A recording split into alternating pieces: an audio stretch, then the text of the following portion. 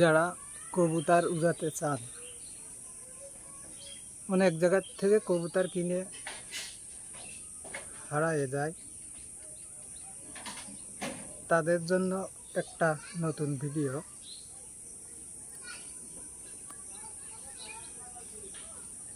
এই কবুতরের বাচ্চা নিলে আশা করি পুরনো ভাইদের জন্য ভালো হবে। এর বাচ্চা আমি অনেক জায়গা দিয়েছি, যার রহমতে সবাই বলছে ভাই কবুতরটা ওড়েও ভালো, মেমোরিও ভালো এবং বাচ্চাগুলো হারায় না। তা যাদের কবুতর হারিয়ে যায় পুরনো ভাইদের জন্য বলছি, আমার কাছ থেকে এক জোড়া এর বাচ্চা নিতে পারেন, আশা করি অনেক ভালো হবে। ধন্যবাদ।